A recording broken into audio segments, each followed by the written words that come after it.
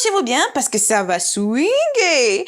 Bienvenue à cet épisode exclusif du Pixie Talks où nous accueillons un invité pas très commun comme les autres. Il s'agit là d'un promoteur de la bande dessinée qui a fait ses preuves et qui continue à le faire sur la scène nationale et digitale. Il s'agit de Les Accros de la BD. Alors aujourd'hui nous accueillons un jeune homme très fascinant, selon moi je dirais. Bonjour. Alors, comme d'habitude, petite présentation pour nos internautes. Bonjour chers abonnés, merci de nous avoir invités pour ce podcast où l'on va parler de la bande dessinée en Afrique. C'est vraiment une bonne initiative car il faut le dire, la bande dessinée en Afrique a besoin d'être de plus en plus entendue, de plus en plus vue car ces dernières années, elle est en train de prendre son envol. Alors moi, je suis plus connu sur les réseaux sociaux en tant que Les Accros de la BD.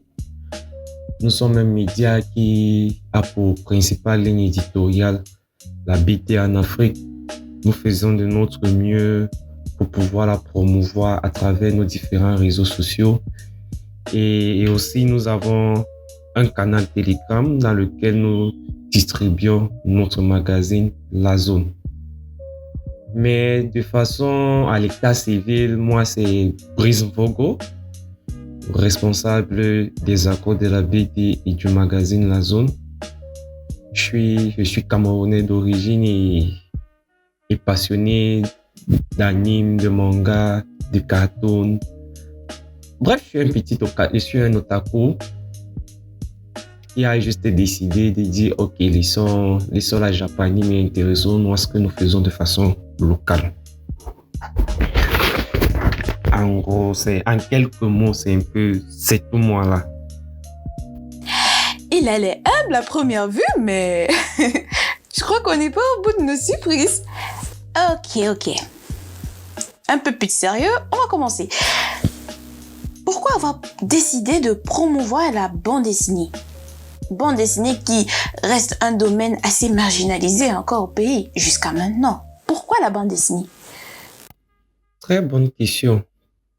Pourquoi j'ai choisi de promouvoir la BD africaine qui parfois est marginalisée? Il faut dire que après avoir consommé des comics américains, des mangas du Japon, des animes, à un moment, plus tu grandis et plus tu comprends un certain nombre de choses, tu te rends compte que tu connais les sites touristiques japonais comme si tu vivais au Japon. Tu commences à avoir des idéaux américains à travers leurs comics. Ça te fait réfléchir au fil du temps, plus tu grandis et tu te dis ok, pourquoi nous-mêmes Africains, pourquoi nous-mêmes Camerounais ne pouvons pas faire également la même chose? Et une fois que tu te poses cette question, il y a ce sentiment de recherche qui naît et tu te demandes, ok, est-ce qu'il n'y a pas d'auteurs africains qui ont aussi décidé de faire de la bande dessinée? Et une fois ces interrogations, tu te mets à chercher, tu tombes sur certaines œuvres. Moi, particulièrement, la première œuvre que j'ai lue, c'est Acteur. Je me suis rendu compte que les Africains font de la bande dessinée. Les Africains ont des belles histoires. Et plus j'ai continué à chercher, plus je suis tombé sur des histoires, sur des BD les plus intéressantes que les autres, que ça soit spirituel, que ça soit la légende de Cameroun. Il y a tellement de BD que j'ai découvert au fil du temps. Et le premier truc qui m'a frappé, c'est que ces BD ne sont pas suffisamment connus. Et moi, de façon académique, j'ai une formation en marketing. Et je me suis dit, comment faire pour les aider à avoir plus de visibilité? C'est comme ça que je vais sur les réseaux sociaux, je lance la page. Au départ, qui vous parlait d'abord de la japanime, puis je revois ma ligne éditoriale et je me dis, ok, je me positionne en tant que promoteur de bande dessinée en Afrique. Et c'est à partir de là que tout a commencé. Ça fait à peine 1 an que j'ai commencé à en parler. J'ai commencé à faire de plus en plus de découvertes, de côtoyer beaucoup plus d'artistes et de lire beaucoup plus d'œuvres qui sont très intéressantes. Des œuvres qui vont parler culture, tradition africaine, des œuvres contemporaines, mais qui sont situées dans un contexte africain. Par exemple, dans des œuvres, vous retrouverez des quartiers comme Ancien Troisième, Mon Amour Sadi. C'est un peu semblable lorsque vous lisez un manga et vous allez voir Tokyo, la gare de Chine. J'ai oublié le nom. Bref, ces sites touristiques japonais, ces quartiers populaires au Japon, vous voyez, on les connaît. Parce que sans avoir mis pied au Japon, c'est pratiquement la même chose qui vient avec la bande dessinée africaine. Une bande dessinée qui est contextualisée dans une situation géographique où les lecteurs peuvent facilement se reconnaître. Et ça, avec tous ces éléments, c'est cet impact-là, ce sentiment d'appartenance à la BD, ce sentiment d'avoir l'impression que la BD a été écrite pour soi, qui m'a vraiment poussé un peu plus encore à promouvoir la bande dessinée en Afrique. Ce sentiment d'appartenance, en fait, c'est un passage réellement puissant. Parce que, en juste quelques mots, on a l'étendue du pouvoir de la BD, en fait. C'est une façon de pouvoir marquer son appartenance à une culture, à une philosophie, à une façon de penser. Et le fait de vouloir promouvoir cette singularité que possède la bande dessinée, c'est vraiment, mais vraiment, un gros mindset à part entière. Selon toi, qu'est-ce que la bande dessinée permet de raconter que les autres médias classiques comme la télé, la radio, les journaux, qui sont peut-être dépassés mais qui restent quand même un média de qualité. Qu'est-ce que la bande dessinée fait que les autres médias ne font pas? Alors, qu'est-ce que la BD permet de raconter et que les autres médias ne peuvent pas? Bon, moi, je dirais que les deux ont la possibilité de raconter la même chose. En fait, ils n'ont pas... Les deux ont la censure, on ne peut pas tout raconter, que ce soit en BD, que ce soit sur les médias traditionnels qu'on connaît. Par contre, moi, je dirais plutôt comment est-ce que la BD la raconte. Et c'est là que la BD a une différence avec les autres médias. La BD a cette particularité de raconter,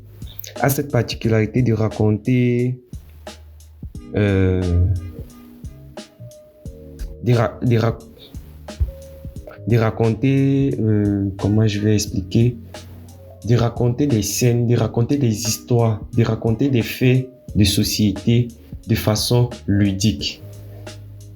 Donc, c'est un plaisir de lire, par exemple, que la catastrophe du lac Nyos a généré plusieurs milliers de morts.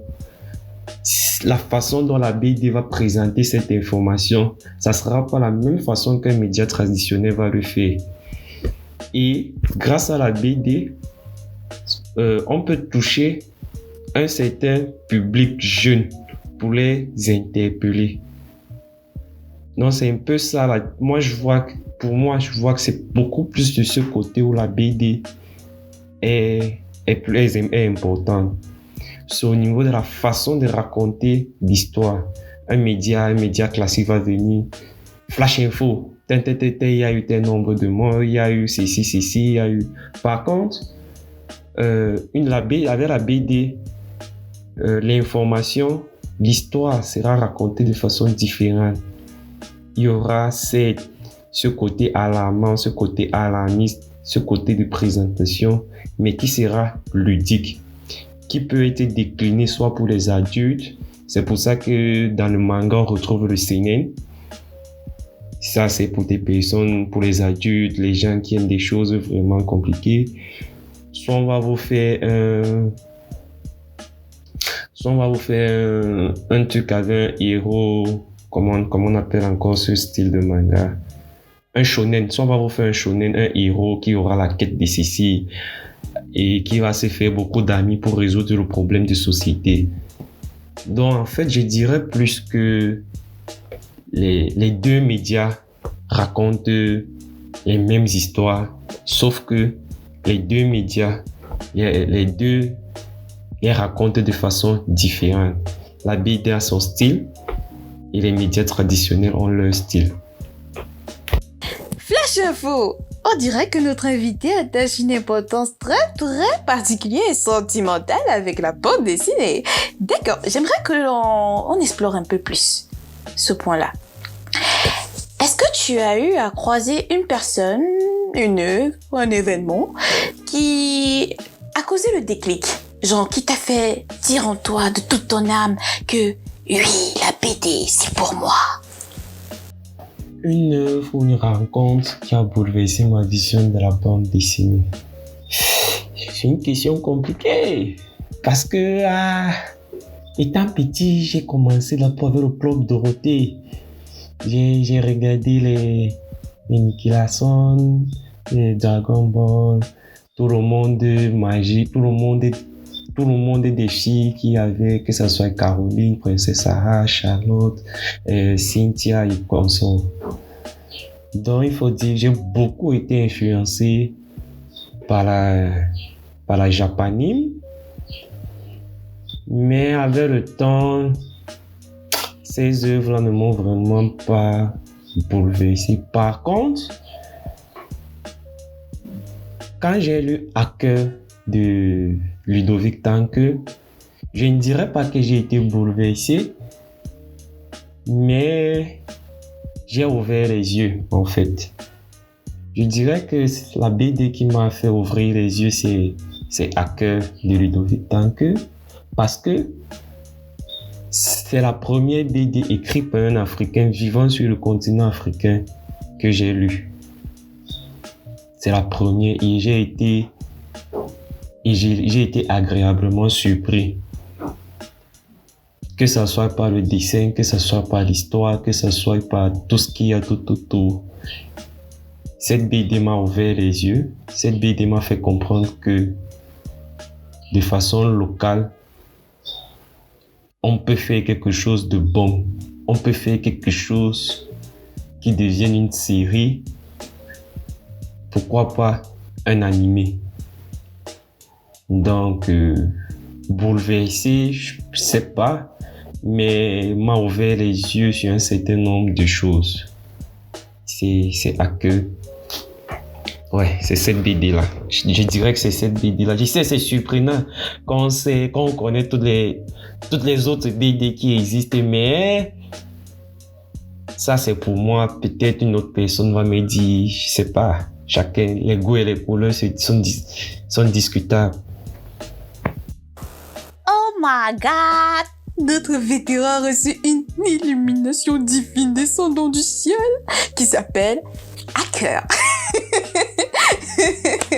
Non mais c'est trop bien, c'est trop bien. Ok.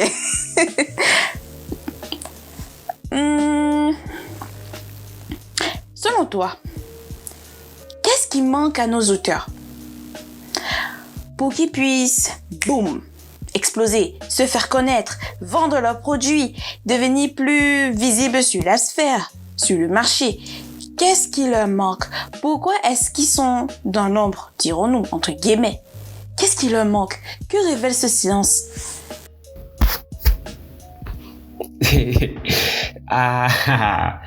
Ça c'est une question vraiment, on va dire, c'est une question qu'on se pose tous. Moi-même, quand je suis entré, je me suis posé cette question. Mais après, quand tu commences à toucher les réalités de l'industrie, tu commences à regarder les conditions de vie, le contexte socio-économique de chaque pays, c'est là que tu te rends compte que vivre de son rêve en Afrique, de façon générale, et au Cameroun de façon particulière, c'est le parcours du combattant. Pas que c'est impossible, mais c'est le parcours du combattant. Parce que il y a des talents, il y a des BDistes qui ont de belles histoires, qui ont de belles trampes, qui ont de belles planches. Tout est bon. Mais par contre, le rythme de publication, peut-être le rythme de production qu'un éditeur va imposer, il ne va pas pouvoir suivre ce rythme. Parce que, la BD déjà ne rapporte pas grand-chose pour pouvoir lui permettre de vivre. Ça fait qu'à côté de ça, il est obligé de chercher un petit boulot pour pouvoir survivre. Du coup, se concentrer à 100% sur sa carrière de BDiste, ça devient un peu compliqué.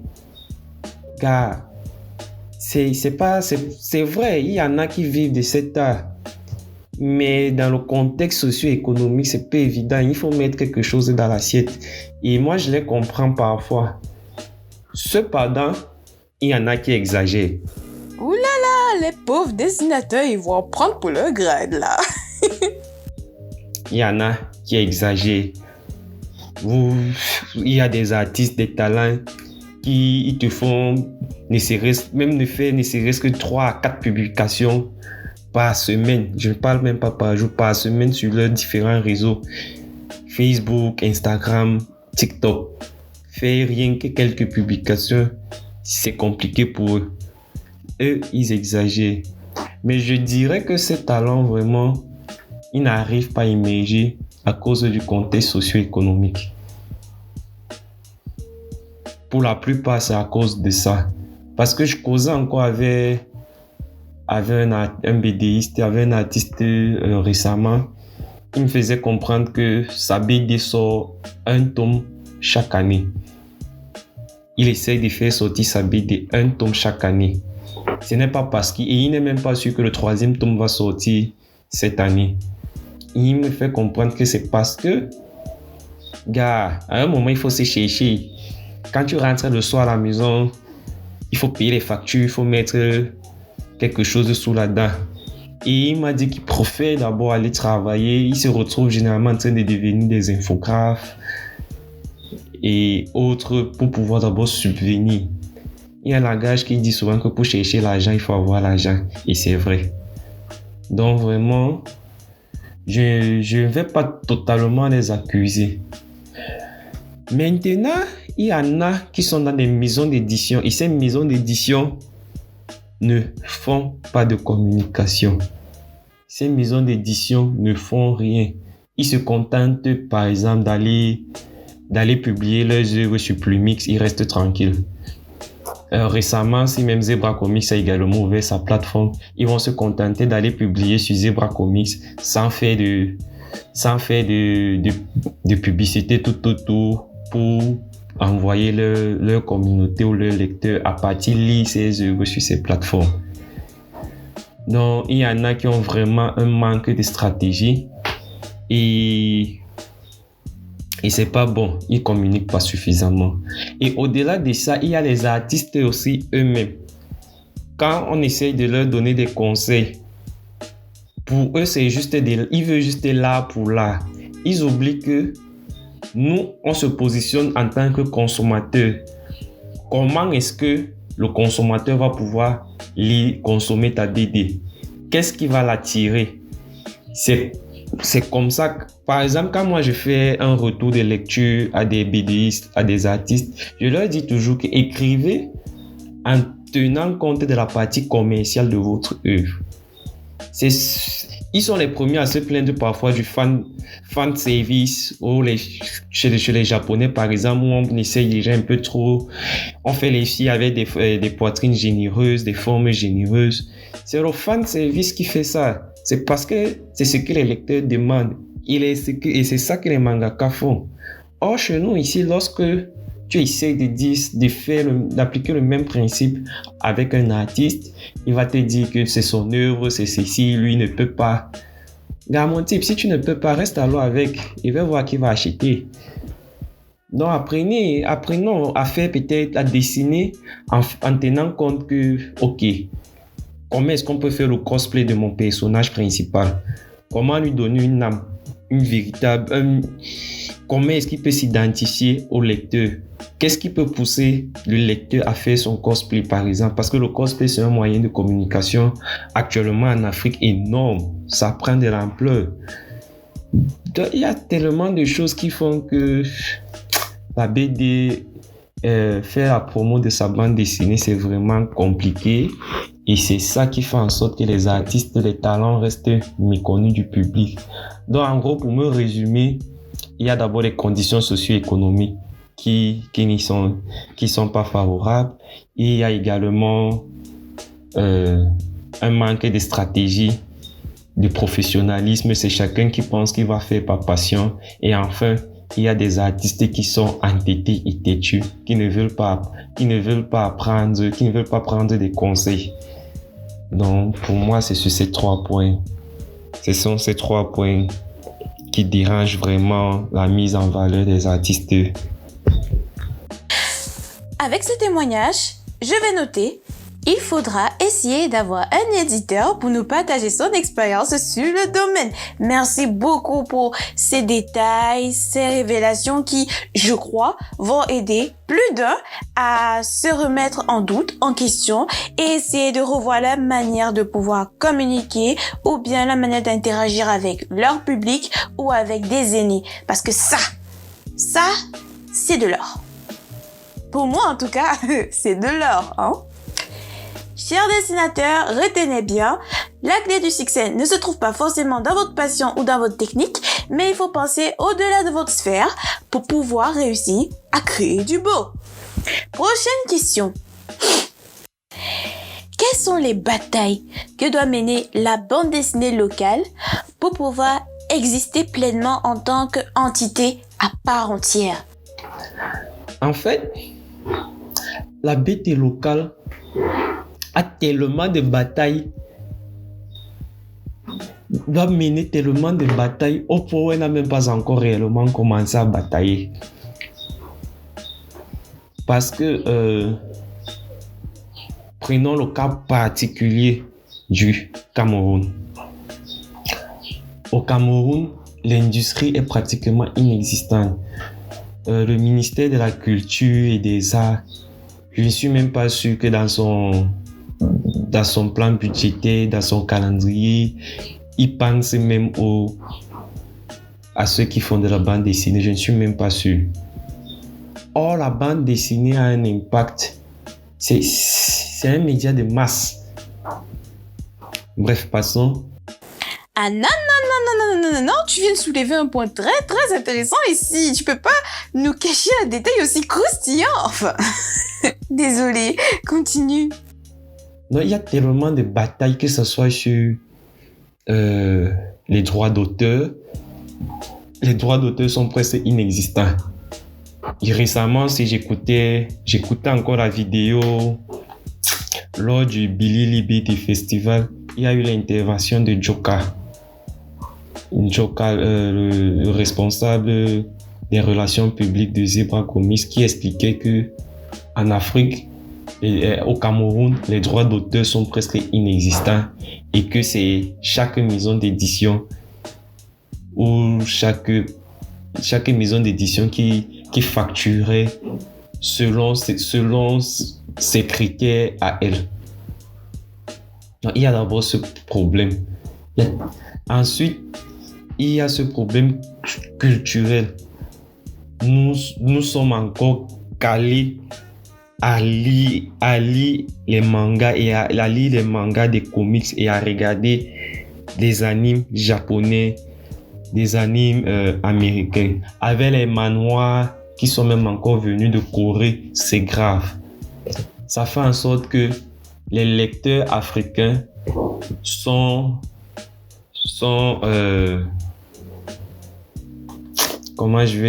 exposés à tellement de contenus européens, de contenus asiatiques, de contenus américains, la place que la BD locale vient occuper est minime. Elle est très minime. Donc, il y a encore ce choc culturel, ce choc de communication. C'est une grosse bataille parce que ce ne sont pas les mêmes budgets, on ne parle pas sur les mêmes budgets. C'est compliqué. Donc, il faut changer encore la mentalité des lecteurs, intéresser les lecteurs. Ça, c'est une grosse bataille. Et la seconde bataille, c'est sur les artistes eux-mêmes. Ils doivent être professionnels. Beaucoup d'artistes en Afrique ne sont pas professionnels. Ils se lancent juste comme ça. Mais il y a une formation vraiment je pense qu'il y a des formations pour être artiste qu'il faut suivre. Parce que là, être artiste, ce n'est pas seulement... Être BDI, ce n'est pas seulement dessiner. Ce n'est pas seulement faire tes planches, non. Il y a tout un truc autour. Il y a des écoles qui, par exemple, il y a une école au Bénin, là j'ai oublié le nom, qui forme dans ça. Comment gérer ta carrière, comment gérer tes contrats, il y a tout ça là. Ça encore, c'est une grosse bataille. Les BTistes eux-mêmes ne connaissent pas le métier, il faut encore les apprendre le métier. Quand j'ai dit qu'ils ne connaissent pas le métier, ce n'est pas qu'ils ne connaissent pas dessiner. C'est qu'ils ne connaissent pas tout ce qu'il y a tout autour du dessin, tout ce qu'il y a tout autour de la BD. Et c'est un peu compliqué. Mais pour moi, il y en a encore, il y a tellement de batailles, mais je préfère juste me limiter à celle-là. Ah non, mais c'est carré. Je vous l'ai dit, les dessinateurs, vous allez prendre cher aujourd'hui. Ok, d'accord. Petite curiosité. As-tu déjà ressenti que promouvoir la bande dessinée ressemblait à un acte politique? Genre un acte de propagande, un acte pour soutenir un parti politique, un pouvoir, au président. C'est vrai que c'est un sujet assez délicat, mais toujours assurer ses arrières, comme on dit. As-tu déjà ressenti que promouvoir la bande dessinée ressemblait plus à mener une sorte de bataille politique? Si oui, dans quel sens? Un acte politique, en fait, j'ai jamais ressenti ça. Pour moi, promouvoir la BD, c'est pas réellement, je n'assimile pas ça à un acte politique. Par contre, j'assimile cela à un acte socio-culturel. Parce que la BD, c'est peut se présenter comme un gardien de la culture. La BD peut se présenter comme un moyen de dénonciation. Donc du coup, pour moi, je ne vois pas réellement promouvoir la BD. Je ne vois pas la promotion de la BD comme un acte politique. Je vois plus ça comme un acte socioculturel. Non, je vois pas la promotion de cette promotion comme un acte politique, non. Soka, ça c'est une incroyable nouvelle. Au moins, là, à ta façon de t'exprimer, de parler de ce que tu fais, on sent qu'il y a vraiment une passion derrière. Bon, je vais invoquer de ce pas ton talent de professionnel en tant que promoteur de la bande dessinée. Avec cette question, selon toi, quelle est la plus grande erreur ou les plus grandes erreurs que les débutants en dessin font quand ils s'introduisent dans le domaine assez compliqué du dessin, surtout dans notre atmosphère, disons, culturelle? Cette question, c'est une question qui est vraiment... Elle est intéressante parce que beaucoup de jeunes auteurs, quand ils se lancent, ils pensent qu'ils vont devenir directement des Ichiro Oda. Ils voient directement les millions, la gloire et tout ce qui va avec. Et c'est pas bon. C'est pas bon. Enlevez dans votre tête que vous serez directement des Ichiro Oda à votre première publication. Parce que vous allez faire beaucoup d'erreurs. Tellement d'erreurs trop d'erreurs même. Enlevez dans vos têtes que vous allez réussir en faisant du manga. Mes frères camerounais, mes frères africains qui se lancent dans la BD, enlevez dans vos têtes que vous allez forcément réussir, pas en faisant du manga, mais en écrivant sur la culture japonaise en fait. Parce que tu peux faire du manga. Le manga, c'est un style de dessin, c'est un code de dessin. Tu peux faire du manga, mais tu ne racontes pas la culture japonaise. Et c'est ça que ces jeunes ne comprennent pas. Qu'on leur dit que ne cherchez pas à faire de la japonaise. Ne partez pas aussi raconter une histoire sur les samouraïs. Vous connaissez combien d'histoires sur les samouraïs? Les maisons d'édition, par exemple, en France, reçoivent chaque année. Combien de maisons d'édition au Japon reçoivent des histoires sur les Japonais, sur les samouraïs? C'est impossible que vous partiez aussi faire une histoire dessus. On va pas voir, vous n'avez rien de particulier. Et c'est ça. Ces jeunes auteurs ne se différencient pas. Faites du manga, dessinez des œuvres qui se lisent du truc, de la droite vers la gauche. C'est une caractéristique du manga japonais. Mais dessinez ces œuvres dans un contexte africain. Rendez les œuvres, comment on va dire, avec les fruits exotiques. Rendez vos œuvres exotiques. Faites en sorte que dessiner, raconter des histoires, dessiner quelque chose que lorsque quelqu'un va lire, va dire « Ah, j'ai pas l'habitude de lire ça. » Parce que le vrai public qui paye beaucoup, c'est pas forcément le public africain. Déjà qu'en Afrique, même les mangas, entre guillemets, on les paye pas, on les achète pas. Ceux qui ont le véritable pouvoir d'achat, eux, ils sont concentrés, quand ils attendent que tu es un auteur africain, ton histoire ne doit pas être un truc samouraï, un truc Shingeki qui est monté. Non, ici ça. Tu peux même raconter, tu n'as pas besoin forcément de faire ton histoire, une histoire traditionnelle avec de la culture, non. Tu peux simplement raconter même une histoire qui se situe dans un contexte bien précis, dans le contexte africain. Par exemple, moi j'ai conseillé à quelqu'un l'autre jour d'écrire une histoire sur le retournement du lac Nyos au Cameroun. Parce que moi j'ai déjà lu des œuvres japonaises, on a même déjà vu des animes japonais où ils parlent des bombes nucléaires qu'il y a eu sur comment on appelle encore les villes là, j'ai oublié le nom, bref, sur les bombes nucléaires, sur comment est-ce que le Japon a été impacté durant la Deuxième Guerre mondiale. Apprenons à écrire sur ce que nous vivons, sur nos propres vécus. Il ne doit pas forcément être tradition, on ne doit pas forcément parler de vaudou, parler de sirène, de Mami Wata et de autres, non. Mais on doit parler de quelque chose qui est contextualisé en Afrique, au Cameroun. Donc, je dirais que l'erreur que les jeunes auteurs font généralement, c'est de vouloir faire, pas du manga, mais de la japanime, de faire de la culture japonaise, de la culture nippone dans leurs œuvres. Et ça les empêche de se différencier. C'est vraiment l'une des erreurs. Arrêtez ça. Et cessez de penser que vous allez devenir les prochains Ichiro Oda dès les premiers pas. Parce que vous ne connaissez pas. Moi, j'ai vu l'autre la dernière fois, il me disait que formez-vous.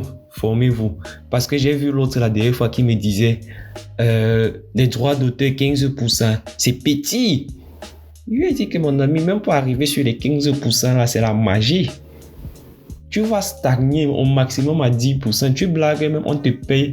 Soit c'est à la planche. Il y a différents moyens de paiement. Donc, apprenez. Donc, Ah, mes jeunes auteurs là qui arrivent, formez-vous, apprenez comment est-ce que l'industrie fonctionne et arrêtez de penser que vous allez réussir en faisant du nippon, en écrivant forcément sur le Japon. Non. Tu ne vas pas connaître le Japon plus qu'un japonais, c'est impossible. Écris sur ce que tu connais. Non, c'est ça mon conseil. Faut croire que les nouveaux qui arrivent, ils ont la fougue. Ils se prennent pour Goku en mode Super Saiyan. Et ils oublient que, en fait, faire du dessin, c'est pratiquer un métier. Et un métier demande beaucoup, mais beaucoup de responsabilités. C'est très, très, très, très bien de les conseiller de cette manière. Bon, au suivant. Quel est ton rôle? Ou plutôt, comment est-ce que tu décrirais ton rôle dans la chaîne du dessin? Est-ce que tu te vois comme un passeur? Un gardien?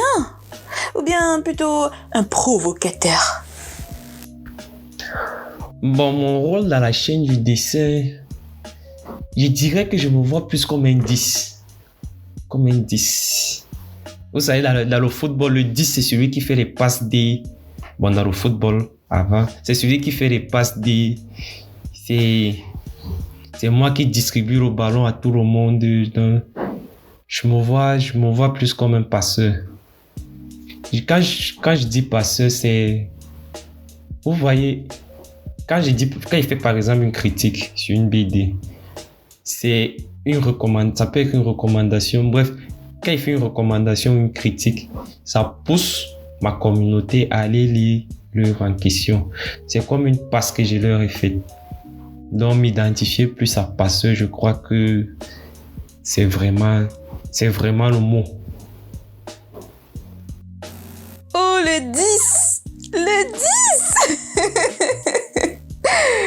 Ah, c'est vraiment, mais vraiment intéressant de t'écouter parler, partager. On sent vraiment qu'il y a la flamme, il y a la passion du travail qui s'instaure dans chacune de tes réponses et c'est touchant, en fait, c'est authentique. J'aurais une question personnelle cette fois-ci à te poser. Dans 10 ans, comment est-ce que tu voudrais que les gens parlent de toi? Selon ton apport dans le domaine. Comment est-ce que tu voudrais que l'on te décrive?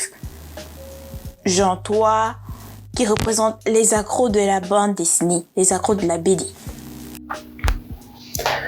Dans 10 ans, si nous sommes déjà en 2035, j'aimerais bien qu'on dise que, ok, si tu veux que ta BD soit validée en Afrique, il faut que tu passes chez les accros de la BD. Voilà un de mes rêves. Voilà l'objectif. C'est ça que je veux que les gens gardent de moi. Être celui-là qui valide, qui valide les BD, qui rend une BD célèbre. Donc je veux être la barrière ultime quand on dit que non. Tu as réussi dans le monde de la bande dessinée, c'est que tu es passé chez les accros de la BD, ils t'ont fait un article, ils t'ont fait une interview, ils t'ont fait des publications, ils t'ont validé, ils ont donné leur OK, leur bénédiction. Donc c'est un peu ça. Dans 10 ans, c'est comme ça que je me vois. Et je suis sûr que c'est ça ce qui va arriver. Déjà que j'ai des abonnés qui sont super, qui me suivent dans les projets. Et c'est vraiment quelque chose d'intéressant parce que quand je vois déjà ceux qui me suivent au magazine, j'ai un magazine où j'ai déjà en 5 parutions, j'ai en moyenne 600 lectures. C'est pas rien. Une page Facebook qui tourne plutôt bien, c'est vrai que mes différents autres réseaux. Mais d'ici 10 ans, je pense que tout sera mis en place complètement pour que cet idéal soit atteint. On est optimiste. Ouh là là, ça promet. Mais s'il vous plaît, ça promet. Bon, je vais te donner un petit défi. Imaginons qu'à présent, on te donne carte blanche pour organiser un événement qui a pour but de mettre en avant la bande dessinée. Tu as le droit à toutes les ressources que tu veux, à toute l'aide dont tu as besoin, une quantité de finances incommensurable, bref. On te donne carte blanche pour organiser ça avec toutes les ressources disponibles et imaginables. Qu'est-ce que tu ferais? Qu'est-ce que tu organiserais? Qu'est-ce que tu mettrais en place? Si j'avais carte blanche, sans limite de budget. Vous voyez le festival d'Angoulême, non? L'un des plus grands festivals au monde du manga et tout. J'allais aller faire CTRL-C, CTRL-V. Ça veut dire j'allais aller faire copier-coller. Direct, copier, coller, améliorer un peu. Mais c'est net comme ça là que j'allais faire ce festival. Déjà même dans ma vision des choses, d'ici 5 ans, j'espère déjà avoir mon propre festival. Donc c'est déjà un projet. C'est peut-être la seule partie qui n'existe pas, c'est la limite de budget, mais bon, on espère. Peut-être que Afro Pizza va me dire que ok, chèque en blanc. Qui sait? Donc, vraiment, un festival, mon festival idéal, c'est vraiment ça. Un grand festival de l'ampleur de celui d'Angoulême, où on peut faire venir de nombreux professionnels qui ont réussi, pourquoi pas les Ichiro Oda, les Isayama, qui peuvent venir partager leur expérience, leur retour, mais pas seulement eux.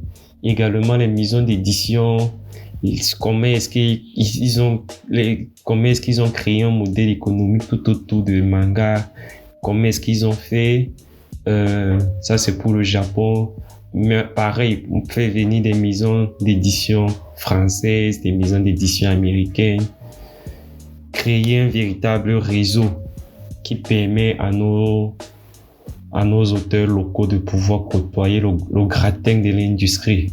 On va dire ça comme ça. Donc, pour moi, de façon simple, voilà comment est-ce que je vois mon festival, qui j'espère d'ici 5 ans sera déjà lancé. Je sais pas encore le nom, je sais pas encore totalement tout visualisé, mais je suis sûr d'une chose, j'aurai mon festival avant la 5e année d'existence des Acro-Thérapie. Mais là, on constate que notre invité ne manque pas d'ambition.